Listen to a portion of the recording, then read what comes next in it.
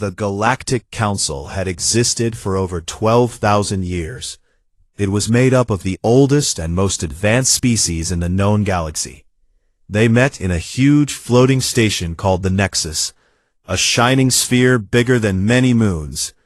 Inside the main chamber, light danced across crystal walls, and soft sounds like distant music filled the air. The species were very different from each other. The Luminari were tall beings made of living crystal that glowed in soft colors when they spoke. The Elthar looked like large birds with feathers that changed color to show feelings, and they communicated mostly with their minds. The Vorath were enormous creatures from gas giant worlds, floating in special tanks filled with thick atmosphere. There were many others, some small and insect-like, some plant-based, some machine minds and metal bodies. Months passed after the destruction of New Horizon Colony. The galaxy waited. Many expected Earth to beg for forgiveness or disappear quietly into its corner of space. Instead, silence came from the human worlds. No angry speeches, no fleets gathering at borders, just nothing. The Galactic Council decided the matter was closed. In their view, the loss of 47,000 short-lived mammals was sad, but not important enough to change policy. The Zorath Dominion paid a small fine to the Council treasury, mostly symbolic, and promised not to repeat the unfortunate zoning error. The other members accepted this quickly. Life moved on. Diplomats from the Council traveled to Earth anyway. They wanted to make sure the primitives understood their place. 3 ships arrived in Earth orbit. 1 Luminari crystal yacht, 1 Aelthar Mindling cruiser, and 1 Vorath habitat barge. They carried important delegates who expected bows, gifts, and apologies. Earth received them politely. The humans sent shuttles to bring the visitors down to a large conference center in Geneva. The building was simple, glass and steel, nothing like the glowing wonders of the Nexus. The delegates stepped out into fresh air and bright sunlight. They noticed humans walking everywhere without fear or ceremony. No guards with energy weapons, just ordinary people in plain clothes. The meeting room had a long table and chairs for every species. Humans had even built special tanks and perches so the Vorath and Aelthar felt comfortable. Elena Voss waited at the head of the table. She was 42 years old, tall, with short dark hair and calm gray eyes. She had been a soldier once, fighting in wars on distant human colonies. Now she wore a simple dark suit. No medals, no rank signs. The Luminari delegate, a tall crystal being named Lirath 9, spoke first. His voice came like clear bells. Humanity must understand. The incident was regrettable, but rules exist for order. Your colony sat in restricted space. The Zorath acted to protect galactic harmony. Elena nodded slowly. We heard the explanation. We also counted the bodies. 47,000, mostly families, children. The Aelthar delegate fluffed her feathers in what humans would call annoyance. Her mind voice entered every head in the room. Soft, superior. Short lives breed short memories. You breed fast. You replace losses. The galaxy does not stop for one settlement. Elena looked straight at the bird-like being. We do not replace people. Each one matters. We remember them. The Vorath delegate rumbled from his tank. His voice made the water vibrate. Your weapons are weak. Your ships slow. You cannot challenge us. Accept the fine we offer. Move on. A human aide placed a small datapad in front of Elena. She pushed it toward the center of the table. This is our answer. One message, sent to every council channel, in your language and ours. The delegates activated the pad. A recording played. A human man in military uniform appeared. His face was calm. He spoke clearly. You have taken lives we asked you not to touch. Consider this your only warning. That was all. No threats, No pictures of weapons, just those words. Lyrith 9 made a sound like breaking glass, luminary laughter. Words, only words, from a species still using chemical rockets a century ago.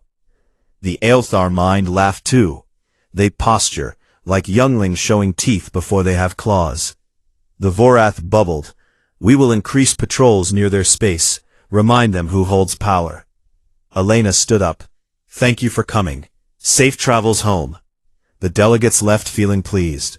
They believed Earth had surrendered without a fight. On their way back to the Nexus, they shared jokes about the savage primates who could only make speeches. But on Earth, things were different. In underground labs beneath mountains, scientists worked day and night. They took old mining lasers, machines that cut rock on asteroids, and changed them. Now those lasers could burn through warship armor in seconds. Engineers built railguns from train parts and scrap metal. The guns fired metal slugs so fast, they hit like small suns. In shipyards hidden on the dark side of the moon, workers turned cargo haulers into something else. They added thick armor plates. They installed engines meant for long hauls, but tweaked them to push ships to dangerous speeds. They filled holds with simple rods of dense metal. Tungsten. Nothing fancy. Just heavy sticks. These ships looked ordinary from outside. They flew trade routes. They carried grain, ore, machine parts. No one checked them closely. The Council did not watch civilian traffic much. On Mars, in sealed domes, special teams trained.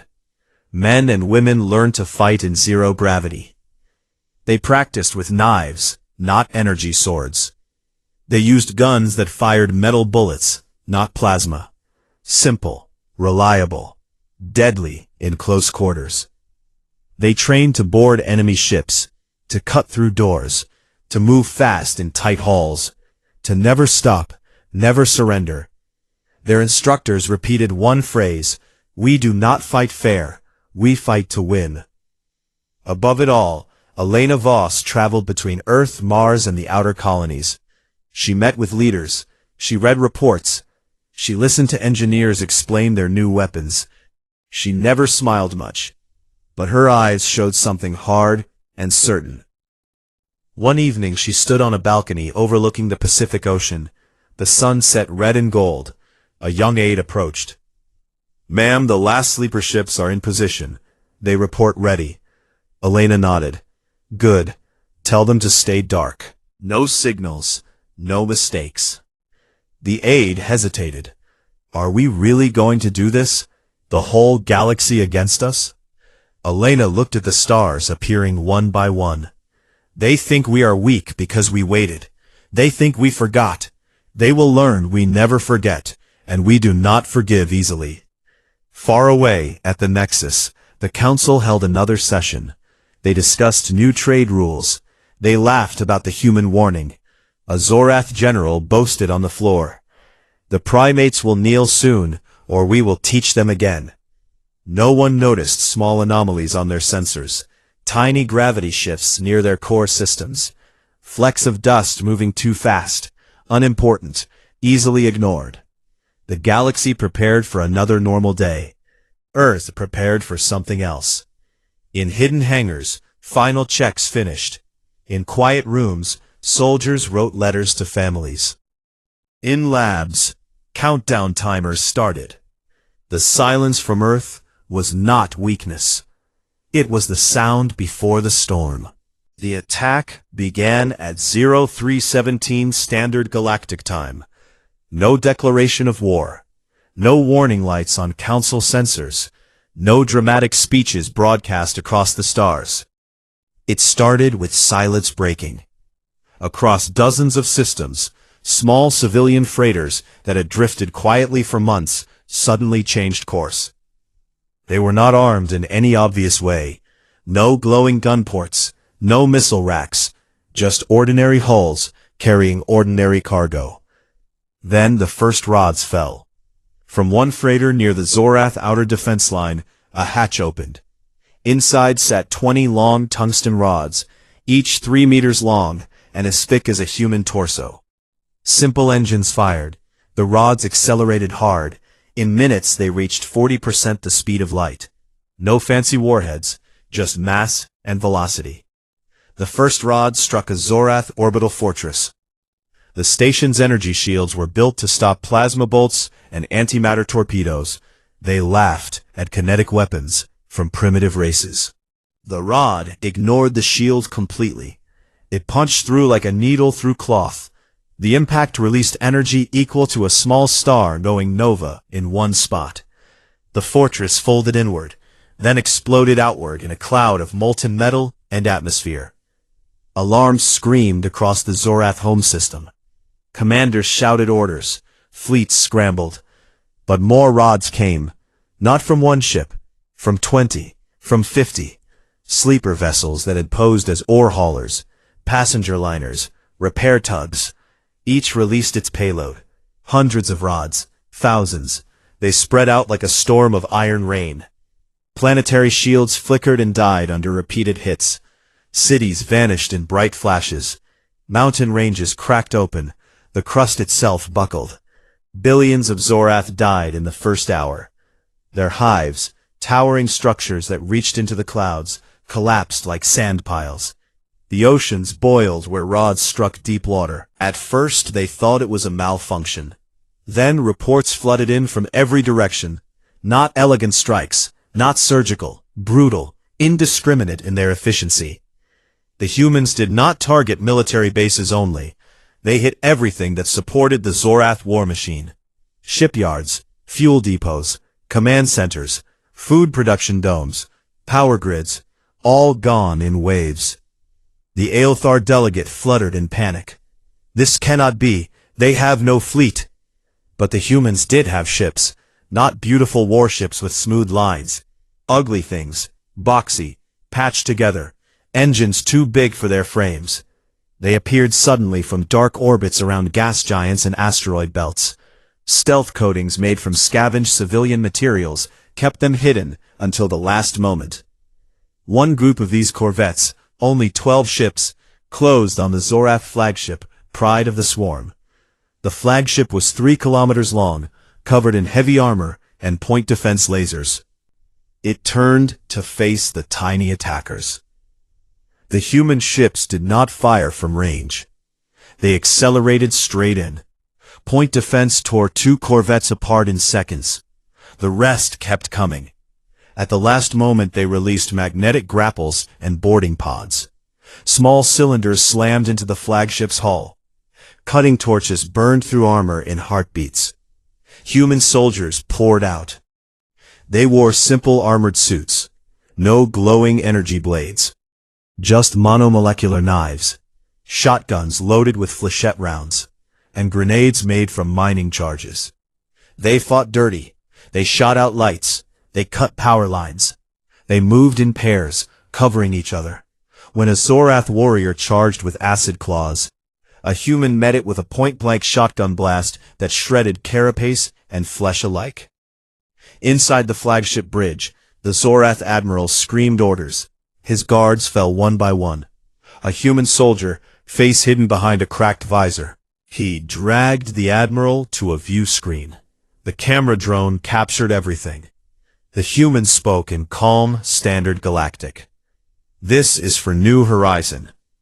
He slit the admiral's throat with a single motion. Blood sprayed across the crystal display. The feed went live to every council member species. No censorship. No editing. Raw.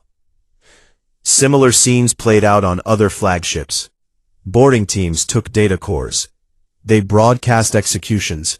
They showed the galaxy what happened when you pushed humans too far. The Luminari tried to send peace envoys. Their crystal yacht approached a human battle group.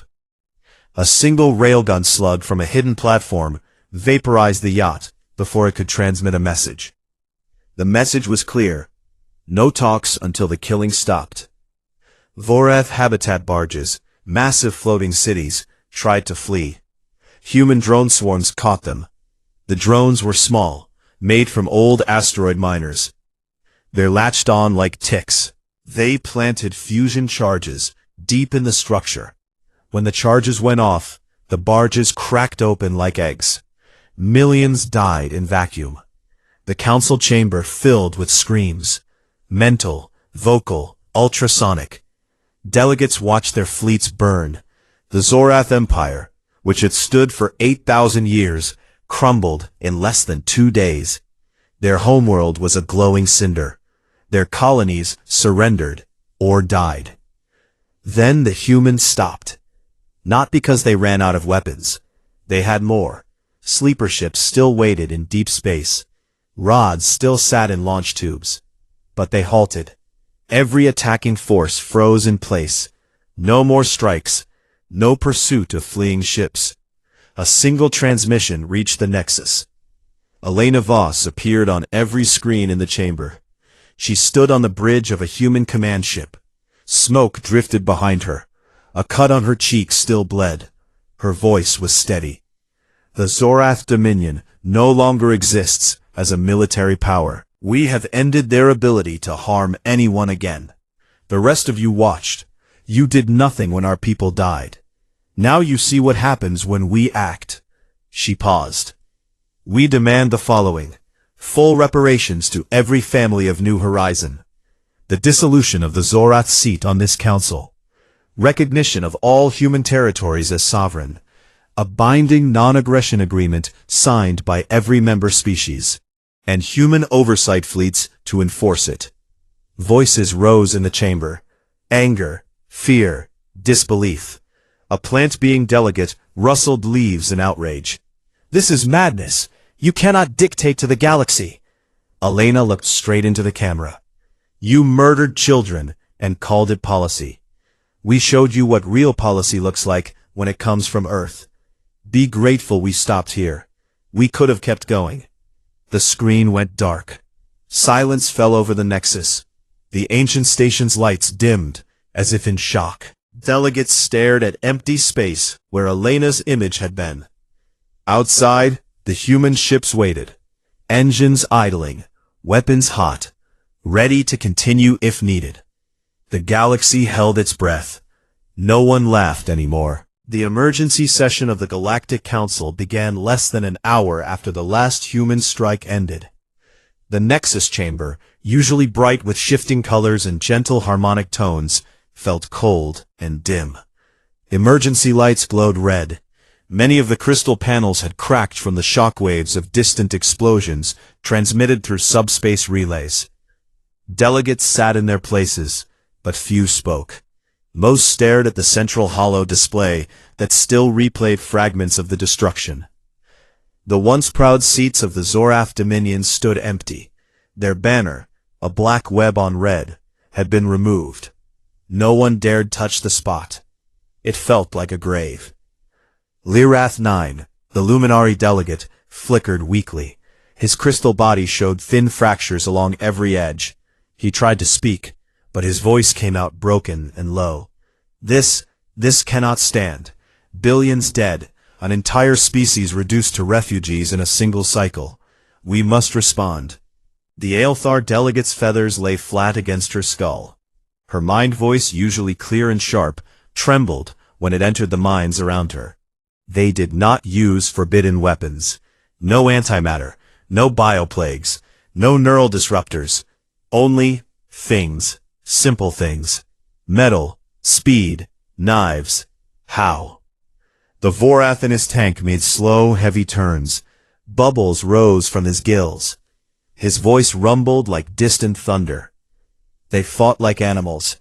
No honor, no formation. They boarded our greatest ships with hand tools. They cut throats on live feeds. They showed no mercy. A small plant being from the verdant Concord rustled its vines in distress. Leaves fell to the floor. We watched. We all watched, and did nothing. Now they demand we kneel. The central holo display flickered. Without any request, it activated again. Elena Voss appeared larger than life. She stood on the bridge of what looked like a captured Zorath dreadnought. The walls behind her still showed scorch marks and blood splatter. She wore the same dark uniform, now torn at the shoulder. A fresh bandage covered the cut on her cheek. Her eyes looked straight into every delegate's soul. The chamber went completely silent. Elena spoke slowly, clearly, in perfect standard galactic. The Zorath Dominion no longer exists as a military power. We have ended their ability to harm anyone again. You watched when our colony burned. You debated fines and apologies while our children died.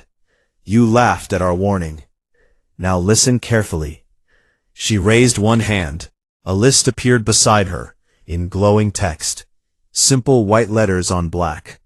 First, full reparations to every family of New Horizon. Every credit of value they lost. Every life, paid in full, no delays. Second, the Zorath's seat on this council is dissolved forever. No replacement, no successor state will sit here. All human territories, every colony, every claimed system, are recognized as sovereign. Borders fixed. No more zoning disputes. No more tests of our resolve. Fourth, a binding non-aggression covenant, signed by every member species, enforced not by your fleets, but by ours. Human oversight ships will patrol neutral zones. They will have full access to your movement logs.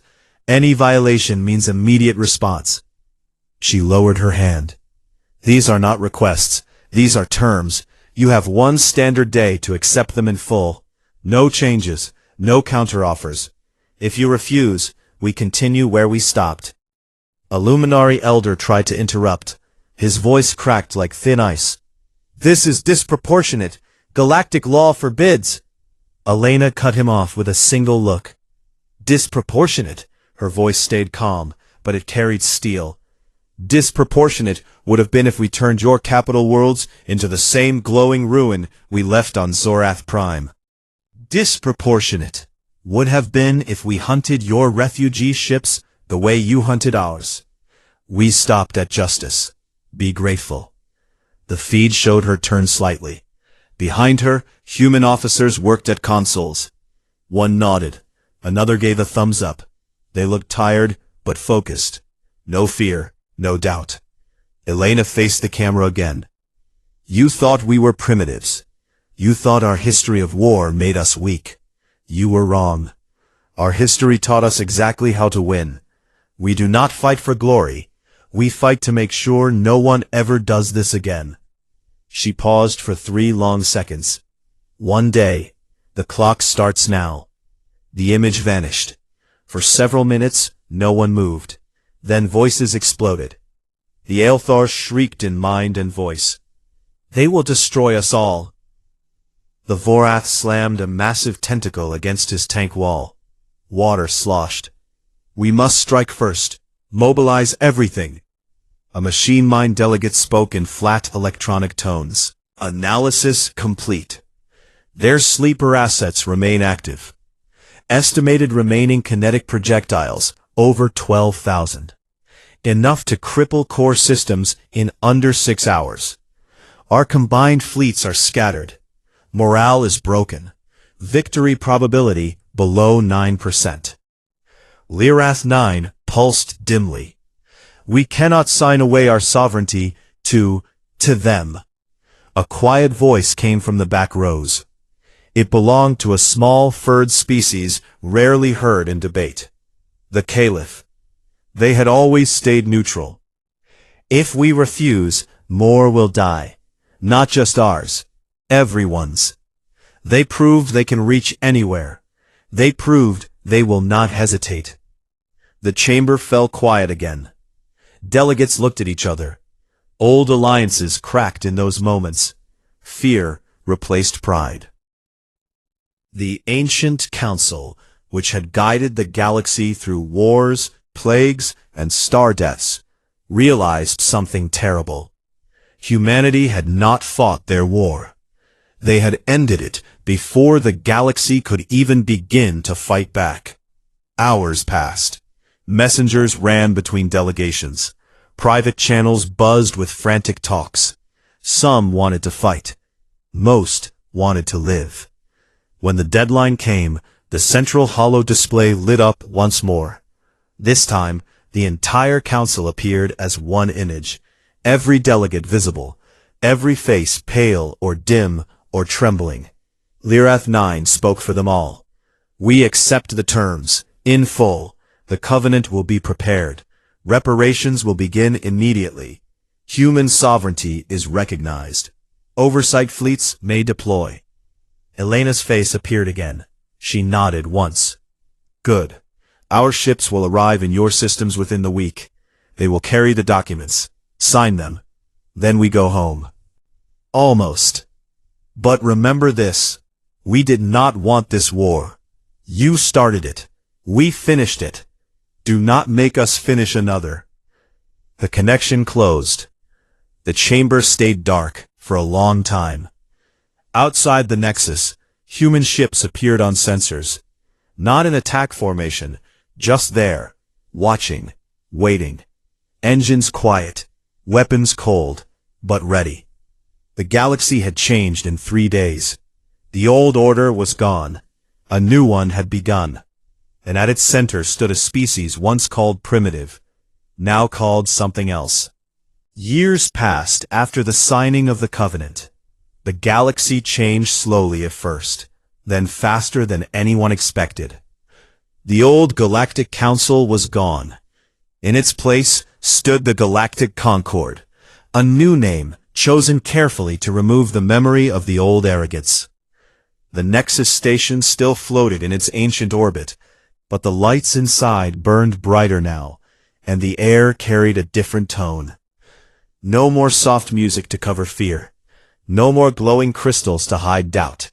Just clear talk and careful steps. Humanity took its permanent seat at the center table. 5 human representatives sat there every session. They did not glow. They did not float. They wore plain, dark uniforms and spoke in calm voices. When they voted, they had veto power. No law passed without their agreement. No fleet moved without their notice. Species that once mocked them now asked their opinion first. The reparations came in full. Massive cargo ships arrived at Earth and her colonies for months. They carried rare minerals, advanced medical tech, art from 100 worlds, and credits in numbers too large to count easily. Families of New Horizon received personal payments. Schools and parks were built in memory of the lost. A simple stone monument stood on the colony's rebuilt ground. It listed every name, no fancy statues, just names carved deep, so wind and time could not erase them. Elena Voss stepped away from public life after the first year. She refused medals. She refused parades. She asked only for quiet. The government gave her a small farm on the edge of a green valley in what used to be called New Zealand. The house was wooden, old style, with a wide porch that looked over fields and distant mountains. She grew vegetables. She raised chickens. She read books in the evening light. Neighbors sometimes saw her sitting outside, watching the sky. When children asked, she said only, "We did what we had to do." But her name lived everywhere. On Earth, streets and schools carried her name. On alien worlds, parents told stories to their young about the human woman who stood alone before the greatest powers and made them bend. In classrooms across the Concord, teachers showed the recordings, not to frighten the children, but to teach them. This is what happens, they said, when you forget that every life matters. The oversight fleets became a normal sight. Human ships, still ugly, still patched, patrolled the neutral lanes. They did not harass. They watched. Their sensors listened to every transmission. Their captains answered hails politely. But everyone knew. One wrong move, and the rods would fall again. No one tested that knowledge. The Zorath survivors scattered. Small groups lived on distant moons and in refugee camps. They no longer built hives or spoke of conquest. Their young were taught a new history. We reached too far, the elders said. We touched what we should not have touched. Some Zorath even came to Earth years later. They asked to visit the New Horizon Memorial. Humans let them. They stood in silence before the stone. Some cried, in their strange clicking way. No one attacked them. No one shouted. The past was done. Trade grew between species. Human goods, simple, strong, cheap, appeared in alien markets. Tools that lasted forever. Engines that ran on almost nothing. Food that tasted strange but filled the belly. In return, aliens sent knowledge. Medical machines that healed in minutes. Star maps of forgotten sectors. Art that made human painters stare in wonder. But trust came slowly. Old delegates remembered the days of fire and silence. They spoke quietly when humans were near. New generations grew up different. Young Aelthar played mind games with human children on mixed colony worlds. Young Luminari visited Earth to study human music. Loud, raw, full of feeling. Vorath elders told stories of the day the sky rained iron, not as shame, but as a warning. Never laugh at the small ones, they said. Never think speed means weakness. Scholars wrote books. They asked the same question in every language. What else are the humans hiding? Some said humanity held back even more terrible weapons. Others said the real weapon was patience, the ability to wait months, years, lifetimes if needed. A few wrote that humans were not savage at all. They were careful. They chose peace when they could. They chose war only when pushed past the edge. And when they chose war, they ended it completely. One evening, many years later, Elena Voss sat on her porch. The sun dipped low. A soft wind moved the grass. A small shuttle landed quietly in the field. A young human officer stepped out. He carried a datapad and a respectful look. The Concorde sends its regards. They want to name a new star relay after you. The Elena Voss Network. Faster communication across the whole arm. Elena looked at the sunset for a long moment. Tell them no, she said gently. Name it after New Horizon, after the children. The officer nodded. He hesitated. They also asked if you would come to the anniversary session, just to speak, one time. Elena shook her head. I've said what I needed to say. The galaxy heard it. Let them remember the words, not the face. The officer saluted. He left quietly. Elena stayed on the porch until stars filled the sky. She thought of faces long gone. She thought of the silence before the rods fell. She thought of the day the laughter stopped. Somewhere far above, a human patrol ship drifted past a quiet system. Its captain looked at the stars and smiled a small smile. No alarms, no threats, just peace held by quiet strength. In alien cities, children learned the same lesson in every school. Never mistake kindness for weakness. Never mistake silence for surrender. Never touch what humanity claims as its own. The galaxy never found out what else humans kept hidden. They did not need to know. They only needed to remember. And they did.